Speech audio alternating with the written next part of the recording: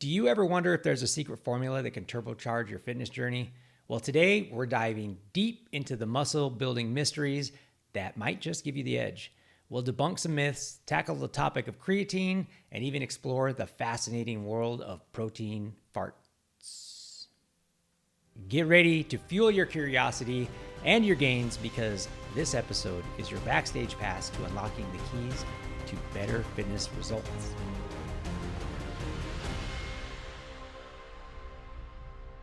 Welcome to the Prep and Defend Show, your go-to podcast for men who want to achieve peak performance in life through fitness and leadership. I'm your host, Chris Ruano, a seasoned fire captain, ready to guide you on this transformative journey.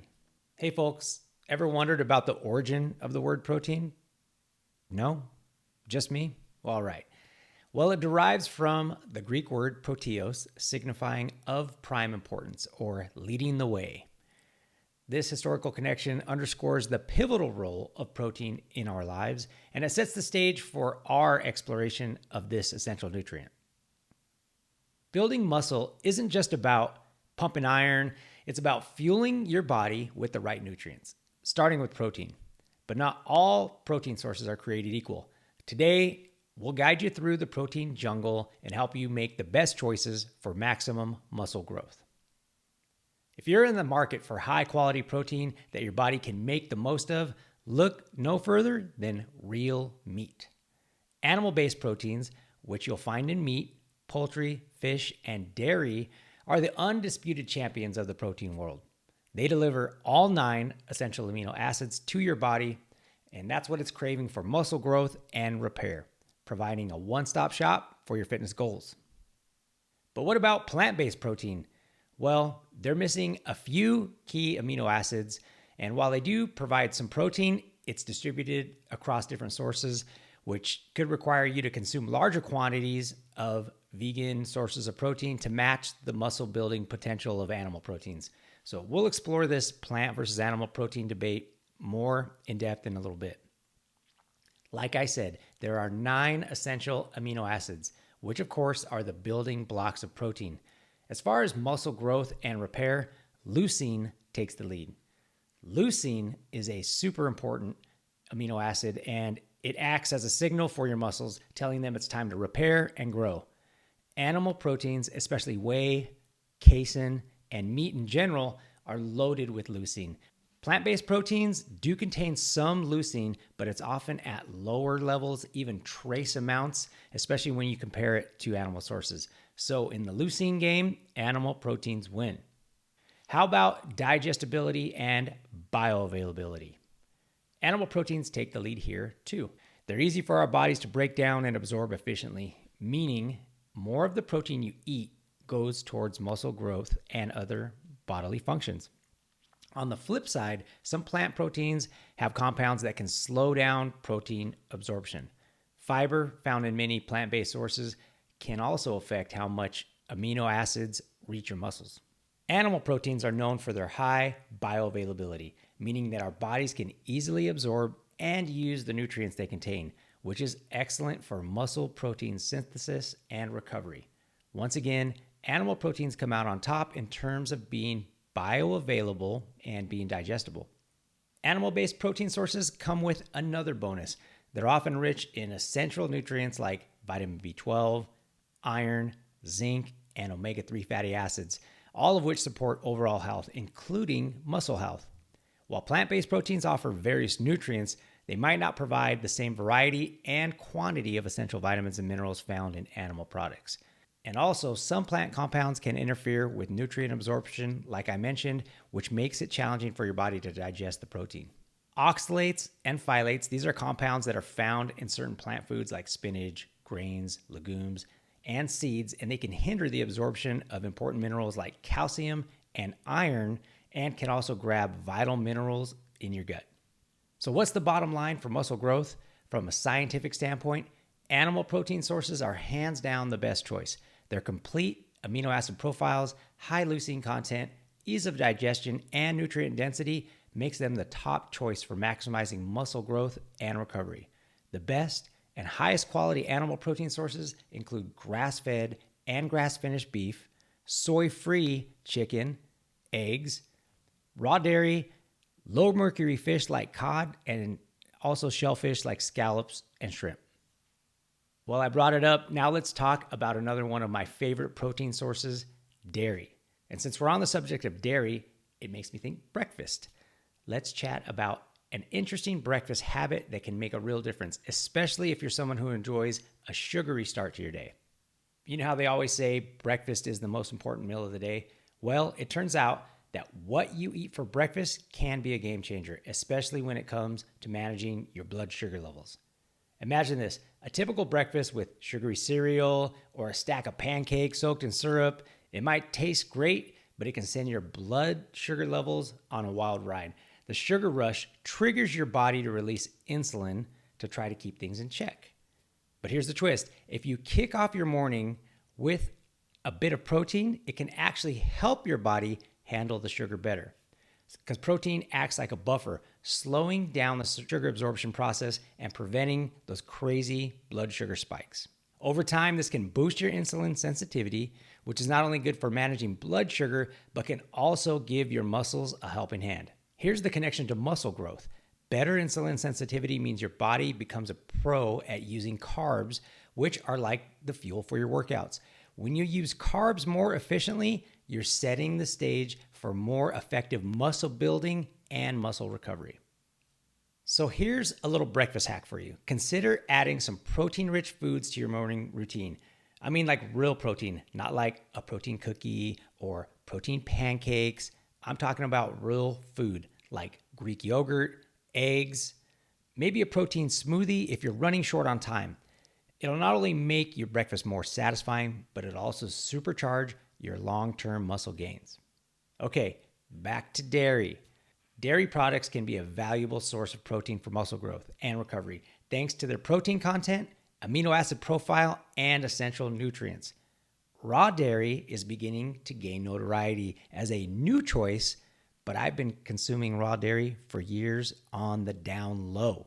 Raw dairy is outlawed in many states to be sold publicly. I'll get into that as to why in just a little bit, but that might be part of the reason you've never seen raw dairy available or you've been leery to try it. So now, raw dairy. As I said, you might have heard of raw dairy, but it's milk that hasn't gone through the pasteurization process. Pasteurization is crucial if the cow isn't well or it's been mistreated, because this helps eliminate harmful bacteria. But here's the twist. During pasteurization, when they kill all the bacteria in the milk to make it safe for us, it also zaps away the good bacteria in milk that is good for our gut. One important casualty in this case is lactase. It's an enzyme that helps break down lactose. Without it, some folks can experience lactose intolerance. But there's some good dairy news on the horizon.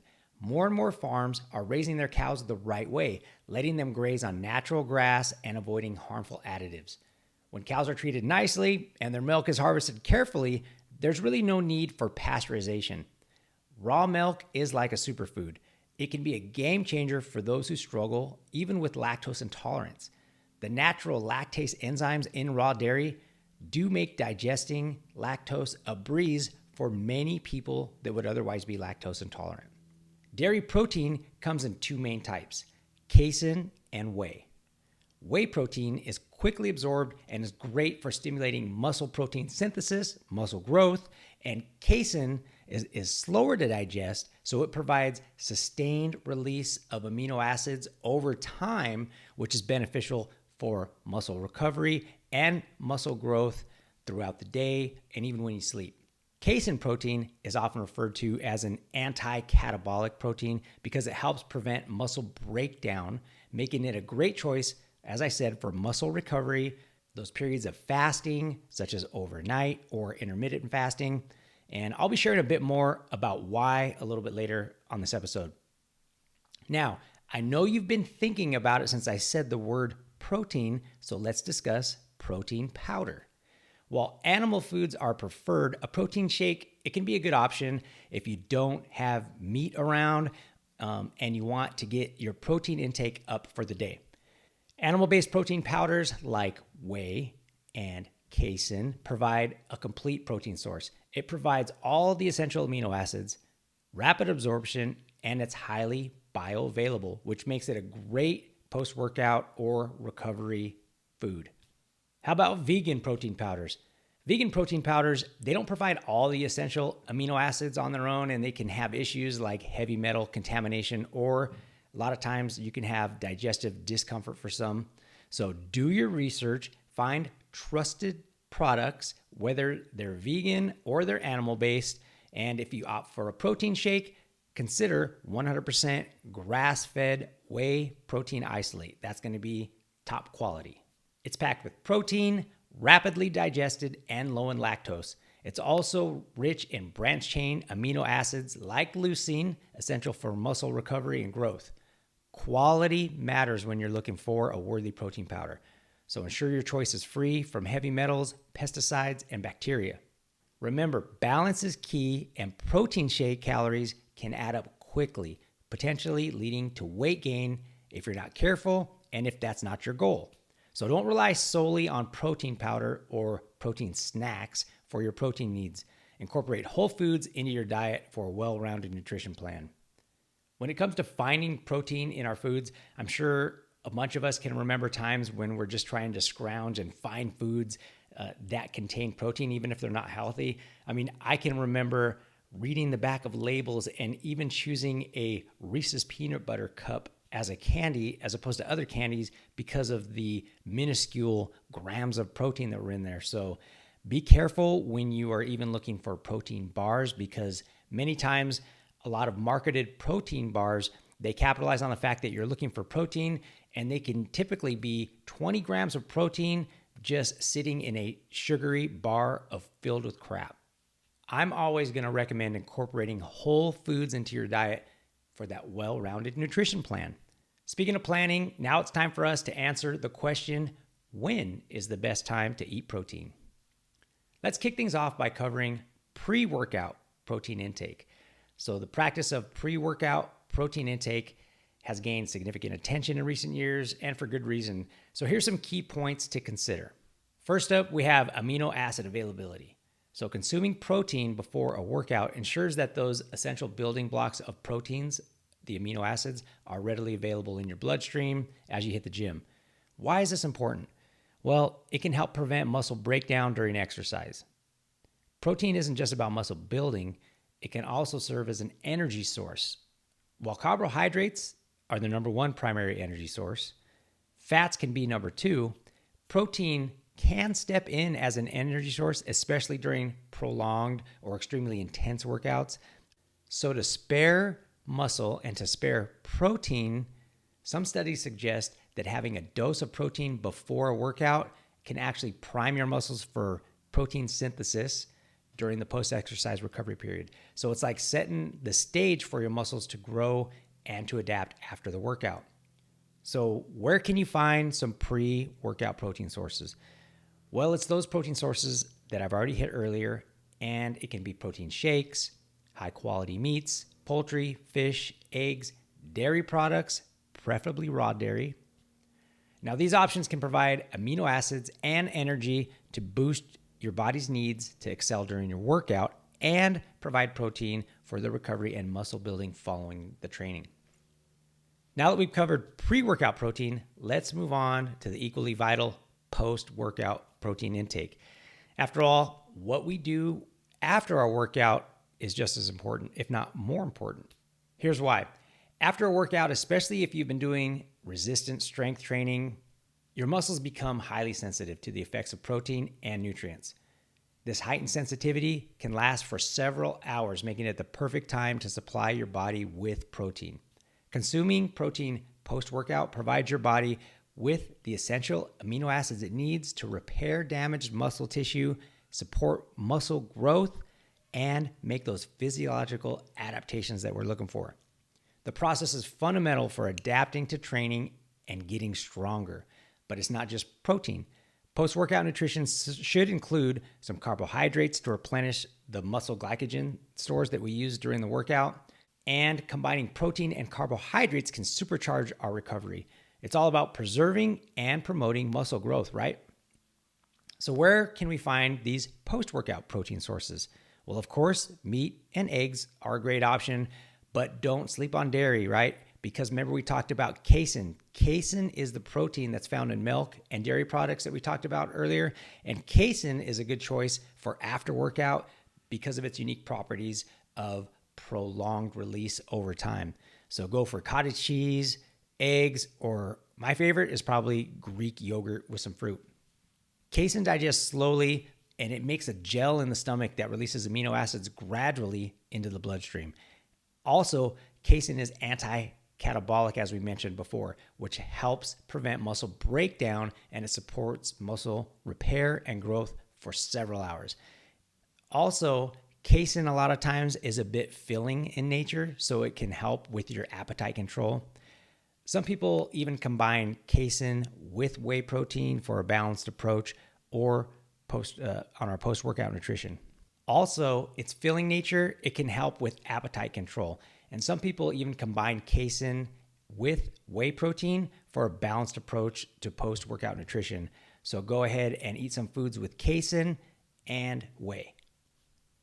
Now that we've explored pre and post-workout protein, let's talk about timing and the amount that we should consume. So that anabolic window or metabolic window is that magical time period I was talking about immediately following exercise when your muscles are highly responsive to that nutrition. While the exact time frame, it's not set in stone because we are humans, we're people, we're not robots. It's generally considered to extend from about 30 minutes to 2 hours post-workout. And then during this window, consuming a balanced meal of protein, carbohydrates, and healthy fats, that's what we would advise to maximize those muscle gains and strength gains. Finally, the amount of protein you consume both before and after your workout, it can vary depending on a lot of factors like your body weight, your training intensity, and of course, your training goals. But a rule of thumb is a serving of protein, which is typically 20 to 30 grams of high quality protein for post-workout. I like to use fitness calculators to help me get the right amount of protein and carbohydrates and fats. One of the calculators that I use frequently is Paul Saladino's animal-based calculator, which is for free on his website. I'll share that link in the show notes. And many people use an app like MyFitnessPal. I mostly use the app My Macros Plus as a calculator and also a way to track my suggested macros and keep track of the food that I'm eating, because calculators like these, they'll ask you what your goal weight is, what your current weight is, what's your activity level, which is, how many hours a day that you train. And this helps us to calculate not only the right amount of protein, but the right amount of fat and carbs that our body needs to function at its best. As I said, I'll link those calculators in the show notes, and we'll definitely cover macros and ratios for your goals in a later episode.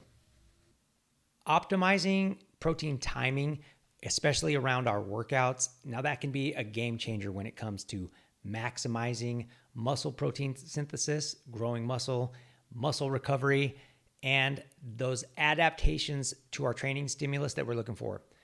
The combination of pre and post-workout intake, along with carbohydrates and fats as needed, it plays a significant role in supporting our athletic performance and helps us achieve our fitness goals. So we've made it this far in the episode talking all about muscles, all about protein, and we haven't had one Arnold Schwarzenegger reference. Sorry, we're not going to make it through this one either.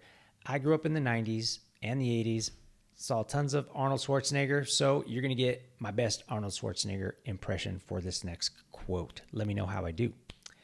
It's the greatest feeling you can get in the gym, or the most satisfying feeling you can get in the gym, is the pump. Let's say you train your biceps. The blood is rushing into your muscles. That's what we call the pump. Your muscles get that tight feeling like your skin is going to explode any minute. And it's like somebody blowing air into it. It blows it up and it feels fantastic. Well, that's it. Sorry if you had better things to do than listen to my Arnold. Again, 90s kid. What do you expect? Now, Arnold, even though he did that game changer vegan documentary, he certainly knew the importance of protein for muscle growth. And he certainly had his fair share of that protein source to sculpt his impressive physique. And his dedication to protein-rich foods like meats and eggs are just some of the examples and reasons why you should incorporate these essential sources of the protein nutrient into your diet. It's going to help us achieve our fitness goals and feel fantastic in the process. So, if you ever find yourself wondering if protein is or isn't essential for muscle growth, and especially animal-based protein, just remember Arnold's iconic words and his legendary physique. In the world of fitness, protein is and will always be undoubtedly the most important part of your diet. It's not magic, it's science. And with that, let's recap. We've covered some important aspects of protein timing for fitness enthusiasts and athletes, but what about the crazy side effects of too much protein? How much is too much protein? Let's start with a vital organ that plays a crucial role in filtering out waste from our bodies, the kidneys. Excessive protein intake can overload the kidneys because when protein's broken down, it produces waste products like urea and ammonia, and those have to be filtered out and excreted by our bean-shaped organs called kidneys. Long-term excessive protein consumption, it can lead to kidney strain, and in some cases, it can contribute to kidney damage, particularly in those individuals with pre-existing kidney conditions. While protein is necessary for many bodily functions, any diet too high in protein can potentially lead to increased calcium excretion in the urine, so just be aware of that. What about the liver? The liver is that other remarkable organ that we have for filtering. It's like the oil filter for our blood. It is responsible for processing and metabolizing all of our nutrients. In rare cases, excessive protein consumption can stress the liver, especially in those individuals with underlying liver conditions. So while protein is essential for our health and our well-being, the concept of too much of a good thing, it can certainly apply here as well. But know this, most people can safely consume protein without any problems as long as they stay within the recommended dietary guidelines, and you wouldn't expect to experience any of these potential dangers.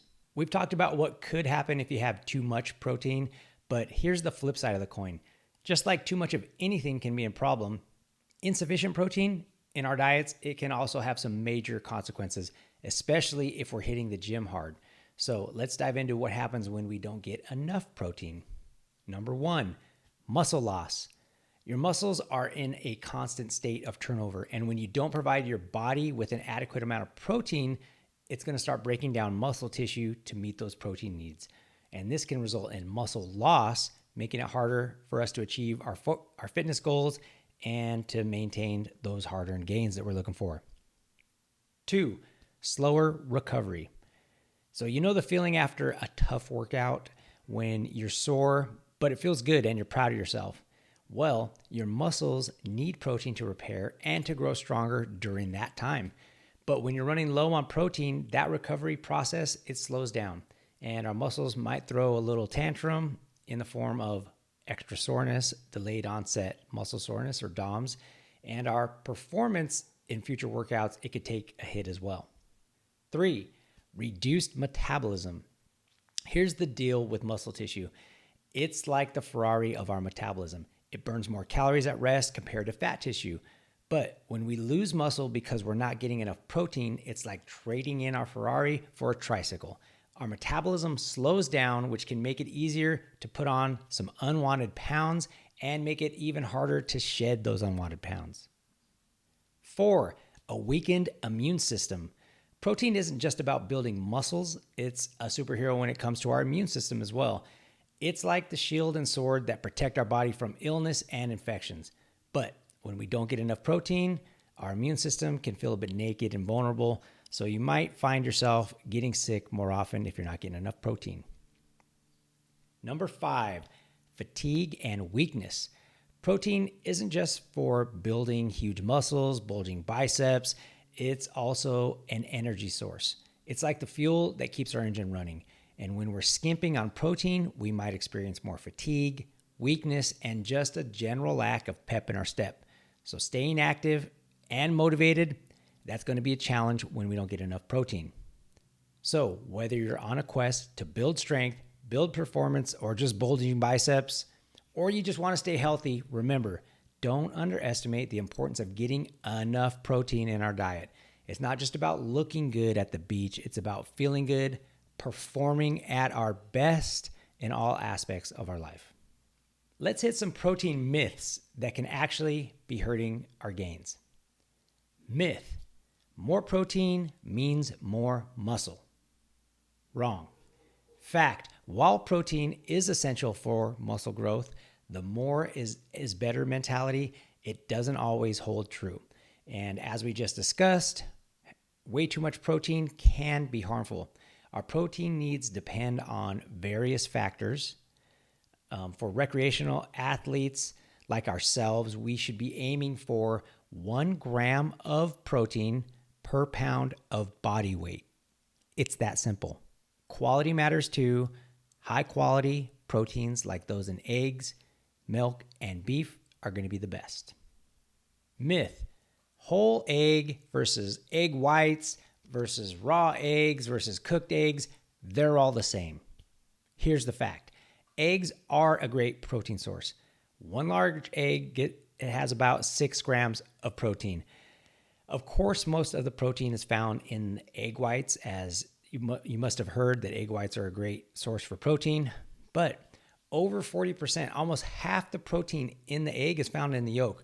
So of course, as you would think, recent studies are showing that whole eggs are better for muscle growth, and cooking eggs improves protein digestion as well. So don't ditch the yolk and cook our eggs for maximum protein benefits. Here's a myth: recovery nutrition, like a high protein snack, is always necessary after exercise. Here's the fact: recovery nutrition is important, but it should be a well-balanced meal or a snack with protein, fat, and carbohydrates. We also have to consider our weight management goals. Think about our exercise duration and goals before we reach for that post-workout protein bar. These heavily marketed protein bars and protein snacks are most often 15 to 20 grams of protein hidden in a bar full of processed crap. And there you have it, some common myths about protein debunked. It's essential to base your dietary choices on accurate information and scientific evidence, and of course, what works for you. I mentioned at the beginning that we would cover it, and it's come to that. Let me ask you a question. Have you ever found yourself in an awkward situation of dealing with gas and bloating thanks to your increase in your protein intake? Yep, I'm talking about those protein farts. Well, guess what? You're not alone if you're dealing with this gas issue with more protein. The culprit here is often the sudden shift in our diet. Our digestive system needs some time to get used to these higher protein levels. But here's the good news. We've got a great strategy to sidestep this issue. Instead of making a lightning fast switch to a high protein packed diet, consider taking it a little bit slower and steady. Give our digestive system a chance to adjust gracefully and gradually. Your gut will thank you, and so will your neighbors. Now let's talk about something that we all do, but we rarely think about, and that's chewing our food. It might seem like a super basic task, but it's a game changer for our digestion. And as men, especially as a first responder, we have horrible habits when it comes to chewing our food. When we chew our food thoroughly, we're essentially starting to break down the food and begin the digestive process in our mouths to break it into smaller digestible particles. This makes it easier for the digestive enzymes in our gut, and it can help reduce the amount of air that we're swallowing, which can help keep gas at bay. I can remember as a young firefighter just starting out, you're almost groomed and taught and told to just eat as quickly as you can. And so we've always been rushing to eat their food. I know in the military, all my friends have said that that's what they did in the military, is they just scarf it down. In the firehouse, we've always eaten very quickly because we might get a call. We don't know how long we're going to be there. Or in the wildland, maybe you're just scarfing your food down in base camp so that you can get to the showers quickly before the line gets too long.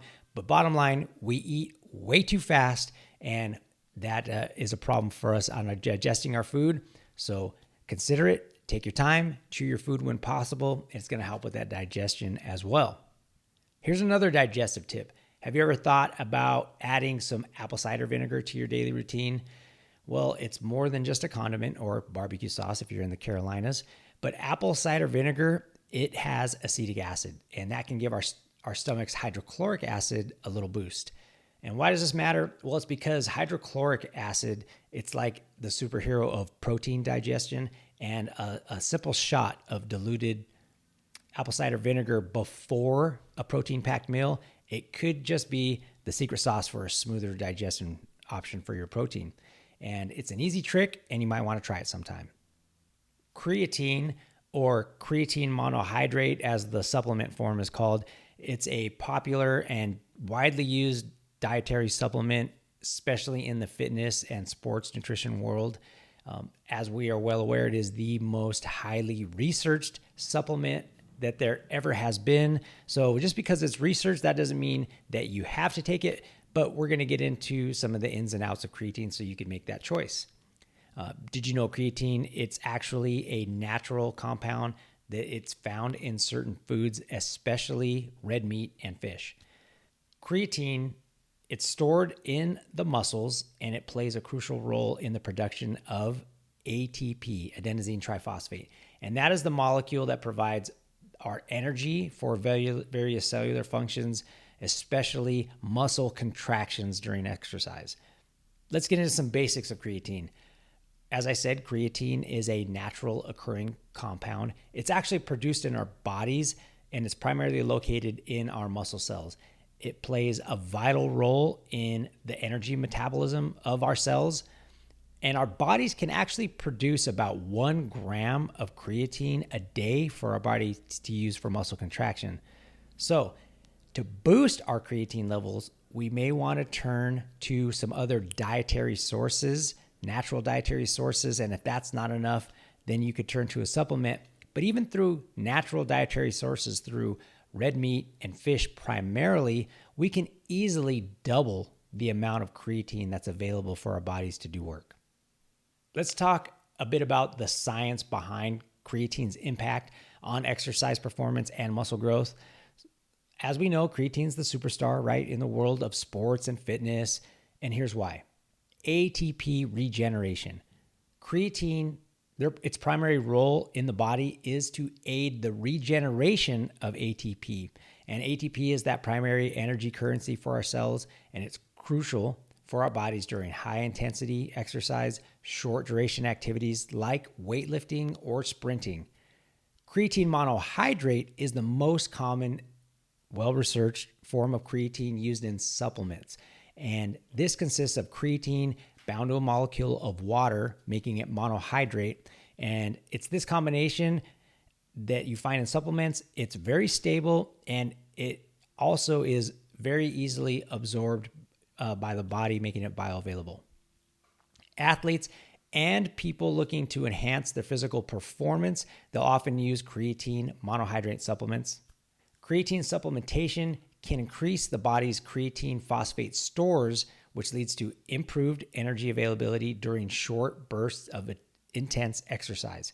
So this boost, it can result in enhancing our performance, especially in activities that rely on explosive power, such as sprinting and hitting those reps of weightlifting. But that's not all. Creatine has also been associated with increased muscle mass over time, increasing muscle growth. And this is believed to occur in part due to water retention within the muscle cells.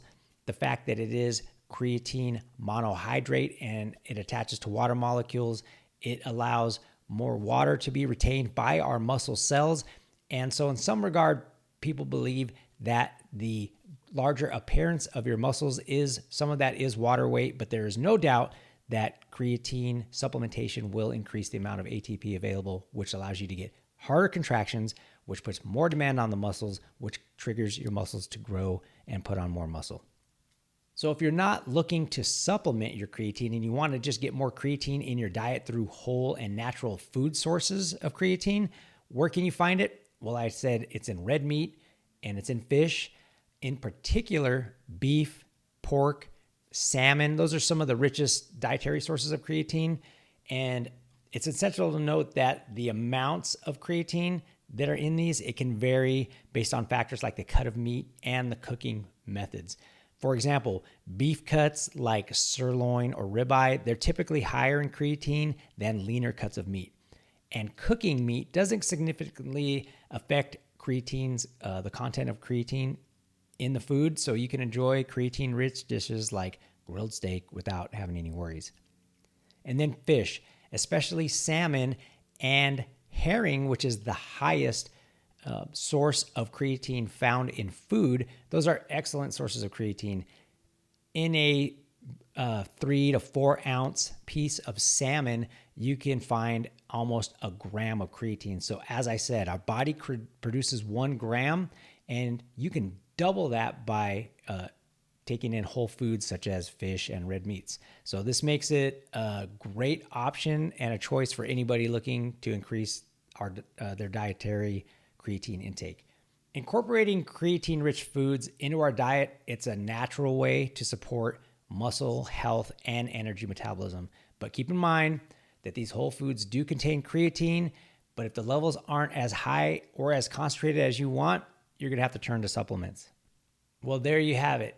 By this point, I'm sure you're either starving or you're itching to get to the gym. So that wraps up today's episode of the Prep and Defend Show.